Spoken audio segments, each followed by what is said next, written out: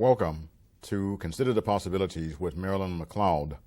I am your guest host this evening, Walter Davis, and we're here to talk about South Sudanese Community Insights with the author of the book, John Kuek, my good friend from the South Sudanese Community Center.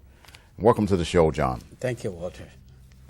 Well, this is a wonderful book, and Marilyn and I helped John edit the book, so this is a joint project that we've all worked on together. So, John, without further ado, I want to go ahead and get into a discussion about your book. And for the benefit of the audience that hasn't, learned about you, let's talk about you very briefly. You started out, or not started out, but you were in a refugee camp. Let's start there. Oh, yes. I was very much grew up in the refugee camp, because I came to the refugee camp when I was 15 years of age. And I was there until I left Africa for America. It's been a long, long time. Wow. Yes. So how long have you been in America? I've been here for 14 years now. Uh-huh. Yeah. So you have experienced seeing some of the conflicts with South Sudanese people coming to America, but also the way Western civilization has had an impact on the Sudanese families, correct? Correct. Well, most Sudanese who are here in the U.S. now very much came from the refugee camp. And the refugee camp's life was not really easy for them. So they've been there for more than 5, some people have been there for 10 years at refugee camp. So where they very much depend on the United Nations handout, food and shelter from the UN. Mm-hmm. So when they came here, right from the refugee camp where there was no light, there was nothing, okay, it was just tents. Mm-hmm. That are very hot at night, during daytime, and very cold at night. So when they came to the U.S., it was very new to them. And here, they could work and, provide their own food, provide their own shelter. And that really make it a very challenging thing for most people here, because, most people get used, to have something given to them. Then over here, they had to work for themselves. They had to learn how people live here. Everything here in the U.S. was very difficult for them. Mm-hmm. Yeah. So it took them months, even years, to, get around where they live very well, mm-hmm. get used to things. It's been quite very difficult. So we're talking about a situation where there's a civil war going on. Mm-hmm. People have been displaced for years, mm-hmm. decades mm-hmm. in some cases, Yep. and living in extreme poverty where they had no lights, no heating, no air conditioning. Mm-hmm. It's blistering hot in the daytime, right. and very cold at night. Mm-hmm. So you talked about a diaspora Mm-hmm. in your book, and so people are now dispersed and uprooted mm-hmm. from their tribal communities, right. and dispersed all over the world. Right. And so there are cultural issues as a result of that. Oh, yes. So when Sudanese now live almost everywhere mm-hmm. in the world. They are in Europe, they are here in America, even in South America, Sudanese are there. And for them to really live like the people they found over there mm-hmm. is very difficult, because these people live in the war zone, war area. They live and run. Most people were born in a refugee camp, grew up there, and all they knew was that life was very difficult for them. They live and run. So when they came here, they have to settle. They have to live a new life. That is very difficult, and the culture itself here, to me, that's how I look at it. Really re-traumatize people, because these refugees, Sudanese refugees who live in the U.S., are almost all of them are traumatized by war. At least somebody lost someone close to them, if not relatives, close relative, at least friend, somebody. Any person lost someone close to them. And when they came here, they thought that, oh, we're going to, live in diaspora and then they change our life. When they came here, life became very difficult for them. That re-traumatized them very well. And that's where you can see, cultural shock. People really didn't know what to do because it was not the culture they grew up in. It's a total new culture that they are on their own, very much. And when they came through agencies, agency would settle them, would leave them alone, after 3 months. Then they figure out themselves, how to get around. And you can imagine how difficult it would be for someone who never been in the town and just came from the refugee camp to the city like this. And it is very difficult. So people have lost their ancestral homes. They've been in refugee camps. Then they come to expensive San Diego. They are supported by agencies for, say, 3 months. And then they got to find and make it on their own. Yeah. In a foreign country. Right. And that re-traumatizes them because does. they've already been traumatized by losing relatives. Right. Right. That's pretty tough. It is very tough. Here, with big families, because Sudanese, they like to have, a lot of kids, a lot of children. Some of them came with like 2, 3, or 4 kids. When they came here, they have more kids. And, providing for this big family is very challenging. Housing where they lived in is quite challenging. The family of 10, imagine, living in 3-bedroom. Even the landlord, themselves, cannot allow them to live in 3-bedroom when they're 10 in the family. And you see, maybe the head of the family, the husband and wife, have no jobs. It became terrible. And a lot of Sudanese leave. They left San Diego. They went to Midwest. Especially Omaha, Nebraska, and Des Moines, Iowa, those areas.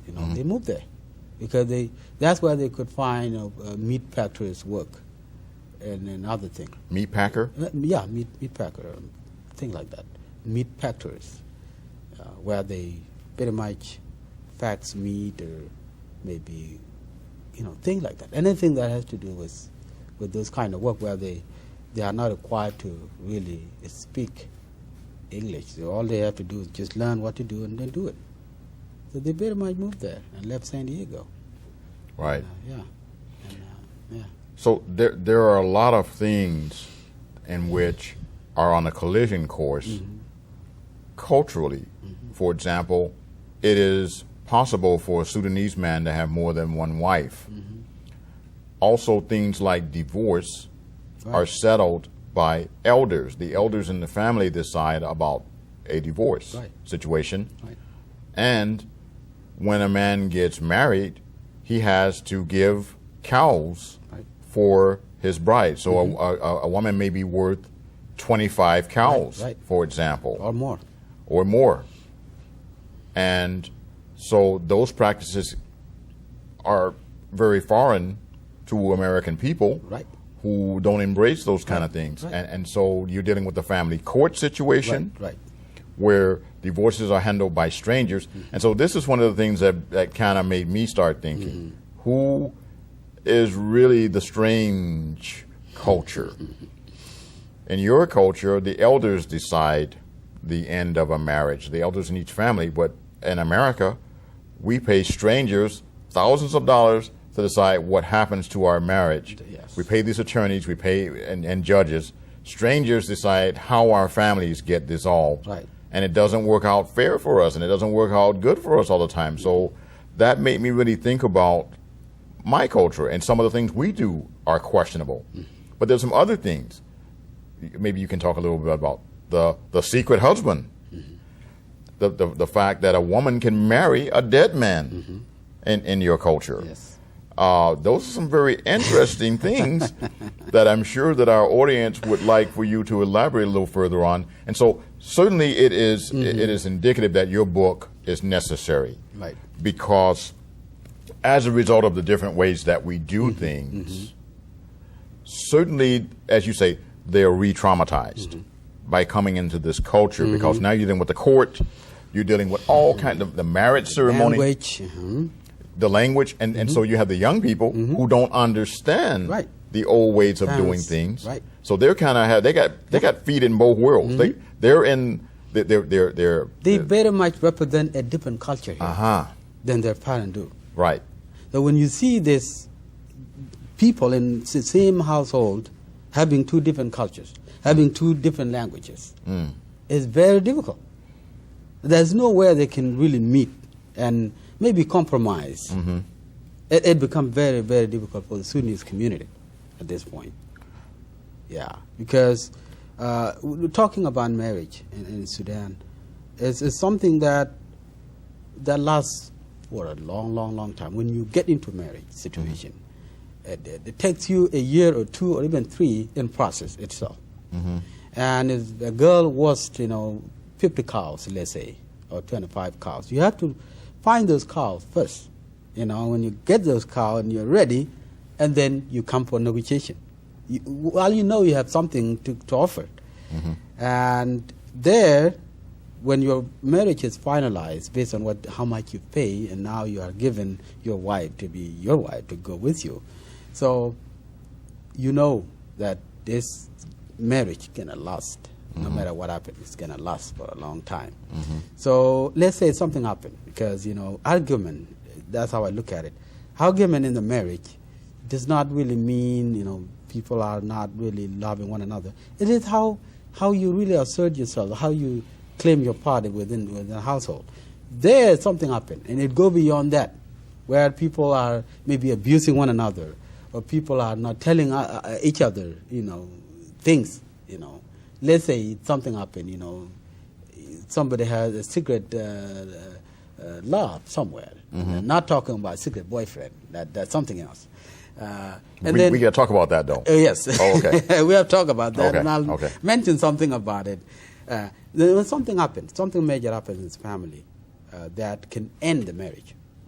The marriage will not just end like that.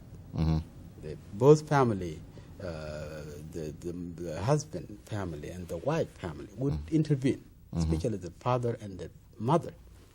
Both sides would intervene. Let's say parents are not available. Elders of the community will intervene. And will come in and look at what happened. Very much they will resolve it. They will say, okay, you are wrong, you are right. This is how you should live your life. Okay, you have been doing things differently than what you should have been doing. So now do this, do this, do this. They will prescribe exactly what they need to do, and then their marriage will continue. So, and that is what it is in Sudan, but not here. So when Sudanese family come here, when an argument occur in the family, nobody else would come in, an elderly person, and say, sit down, let me listen to you. What happened here? So they will very much try to handle it, and then their case would probably end up in separation, which will lead to divorce later. So these cases are now common in the Sudanese community. Just saying something about a secret boyfriend or a woman who married another woman, then other people from outside of our culture would look at it very strange to them.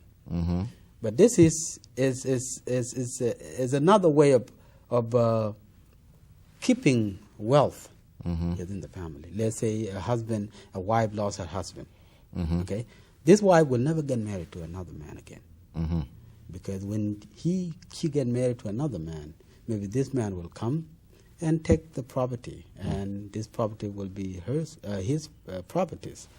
In Sunnis culture, it's prohibited. It's not happened. It's not really happened. And when her wife lost her husband, then the brother's husband would really step in and raise his brother's kid, and would probably have kids also with his brother's wife, and that without any additional marriage. Right. Okay. It's just automatic. Yeah, automatic. Someone will go there. So let's say a barren woman who who failed to produce children, married and then divorced, married, divorced, and then find out that she cannot have babies of her own. This barren woman would marry like a man. would marry like a man, would look for a girl, would find cows everywhere, and would pay cow for a wife. And when she married to a wife, she would look for a relative, maybe a nephew or a brother, to come in and, produce babies for her. So that would be the secret boyfriend. That would be the secret boyfriend, And that person would come and produce babies, and he would be the father figure for this kid and the husband figure for this woman. So this stuff happens in our culture. We just don't have a name for it. I mean, it's a secret boyfriend, but it's secret boyfriend. It's not like a standard procedure thing. Right. It's not automatic. Right. It happens anyway. It happens undercover, so to speak. I guess. Right. It does, because sometimes, let's say, this barren woman has no nephew, has no brother, has no close relative here. Then he will look for someone within the community, someone around there that would just come in at night and just for the purpose of producing babies with these women. This man will not be known in the community, okay? That's another way to do it. Or this woman will say, okay, I want you to come. I want you to be like, part of this family. The relatives will know about this man, and now this man would come. It is still a boyfriend because he has no say to this family. This woman can tell him, man, you have been, behaving badly here in this family. I don't want you anymore. Go. And this man would just go. Okay? So this is what it is, and it is still going on in our culture. But it is strange to this. I mean, we can't even talk about it. It's problematic in this culture. Okay. Yeah. Now, let's talk about a woman being able to marry a dead man. Yeah, this happened. Let's say this man dies when he was probably when he was preparing to get married. Okay, he has cows, he has everything, and then something happened. He dies. Okay, and then his family would probably look for someone to marry. And there in the family and around the community, there are girls there, And a girl would say, I would, marry that man. And when the family of this man approached that girl, we want to marry you for our dead brother. Okay? He knows that this dead brother has, stuff. Okay? And it would be an opportunity for her to go and control that family's home and would be the one making the decision. Yes, then a dead man would marry. His family members would, facilitate this marriage, and these women would be married to the dead man. And when these women married to a dead man, she would say, I'm a wife of a dead man, so and so. Okay? At that point, nobody has any control over her. Then the wealth of the dead man belong to her. Okay? Belong to her, very much. And this happened. Now, is there any special responsibility of the uncles in this arrangement? Well, uncles there, let's say, brother of the husband, the dead man, ended up to be the one who, married this woman for his brother. And he happened to, produce kids, for his brother. Then this uncle will remain an uncle, okay? It's an uncle there. So the kids will not be called to his name. Right. The kid would be called to his brother's name. Right. Yeah. Then with that, he has no say. The uncle has no say here. Okay. Yeah. So I want to move into another phase of this. We're down to less than 10 minutes, believe it or not, now. Right. So the purpose of your book, what are the possibilities? Again, the name of the show is Consider the Possibilities. So what are the positive things that you want to help create within the South Sudanese community as a result of your book? The purpose of this book is to educate the community. What I have seen now going on in the community, that there is a lot of divorce going on because people lost this help that they used to have in the community way back in Sudan, where the parent would intervene to help them where elderly person from the community would intervene and help them. Now they do not have this available. And in Sudanese culture, there's nothing known to be counseling or therapy. Okay? Mm-hmm. And here in the community are the mental health professional. And you are a mental health professional? Yes, I am. Talk about your credentials real quick. Right. I'm a MFT, which is marriage and family therapist. Okay. But I am intern now. So Okay. I'm not a licensed marriage family therapist yet. But you're educated and you Exactly. have a master's degree. I have a master's degree in counseling. And you're working on your doctorates. Right. Okay. Continue. All in psychology. I want to make sure we got that Right. established. Now, So please continue. the reason I went to this field is to help provide counseling services to my community. Mm-hmm. I have seen people are backing up from this. They don't really want to use these services available to them because it was not known to them, especially counseling or therapy by the name. Mm-hmm. But we have been having it through uncles, through elders, through close relatives already. But here, word counseling, they look at that very straight. It's for mentally unstable people. People are crazy. Right. Okay? With that, they back away from it. They don't really see that this could really serve like their elders, their parent, who used to be, part of the help of the family. Then I have seen now a lot of divorce going on in our community. Right. Separation, divorce. Kids are not listening to their parent. They don't know how to approach their kids so that they can really compromise here. They do not understand that this kid now represents a different culture than they have. Mm-hmm. So the only way to educate them is to acknowledge this, that now we live in another country. So the kids are adopting to the new culture, the foreign culture, yet the parents are still steeped in the old culture. Now, in terms of dating, this makes a problem, right? Because the young girls and the young men are doing things in this culture that didn't happen in the South Sudan culture. Right. It's not acceptable in South Sudanese culture to bring a girlfriend to your family home or bring a boyfriend to your family home. No. I'm not really saying that girls have no boyfriend or boys have no girlfriend. They do. But this is something that really their parents don't know about. Because girls are raised to be like a saving for their family. So their family don't want them to mess up with boys. So you mean it's like a savings account? Like a saving account. Exactly, saving account. So their parents don't want them to really mess up with boys. If they do, they might not really get married. So in this country, we have seen our kids coming home with boyfriends, coming home with girlfriends, and when their families see them coming home like that, or see them together, boyfriend, girlfriend, it is something strange to them, and the responses would be very, very negative. Very negative, and they could lead them to fight.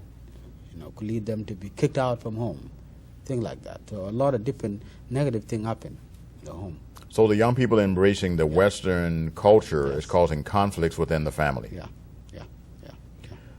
We're down less than 5 minutes. What is the message you want to convey to the audience about your book? Why should people buy your book? Well, we are part of American culture now. You find Sudanese everywhere in U.S. states. And as part of American, we really need to access services that American access. People are moving toward this. They have been staying away from counseling, and now they're moving because of education. They're seeing the benefit of seeking for counseling now. Now there are providers who are not Sudanese, but these providers need to know the culture of this population. Otherwise, they will not be helpful to them. So this book will really educate them. It is an educational to family counselors, to families themselves. When Sudanese read this book, they will realize that, now they're leading toward a different thing, and this is not really healthy for them.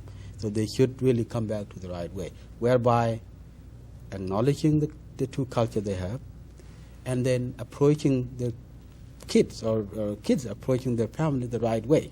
Then they can maintain their home. So family counselors, people who are providers, mental health providers, will really get educated. The book will really educate them. When they happen to have a client from the Sudanese community, they will know what to do with that client. So they understand some of the complexities involved. Exactly. So this book is going to be very helpful for those who really don't know anything about the Sudanese. And it could be helpful for law enforcement officials as well. Law enforcement officials as well, because And there are anyone some that areas. cares about people in the Sudanese community. Yeah, there are some areas where I did talk about law enforcement in the U.S. really doing harm than good. Okay, not in a bad way, but in the good way, because they really don't know that this culture is like this. So when they come in, they see husband beating up the wife, they will say, "Oh, this guy is an abuser," and then maybe the guy would be kicked out, and the family would just be like that. So this is very harmful to them. Okay, if they knew that disciplining has been part of their life, they would probably find a way, maybe find a family counselor to work with them, and educate them. Okay. Well, that's great, John. Yeah. Well, the time has gone by much too quickly. Right. I want to thank you very much for joining me. You're very welcome, brother. It's been a real pleasure to talk about your book and to work on this project with Thank you. you. It's really been a pleasure. Thank you. I want to encourage the studio audience to get a copy of this book when it comes out. We're actually in the process of getting it published right now. It is called South Sudanese Community Insights, and I'm one of the editors in the book, so please get it. I want to thank Marilyn for giving me the privilege of guest hosting her show, and I hope you come back and tell your friends about Consider the Possibilities with Marilyn McLeod. Thank you very much. I was there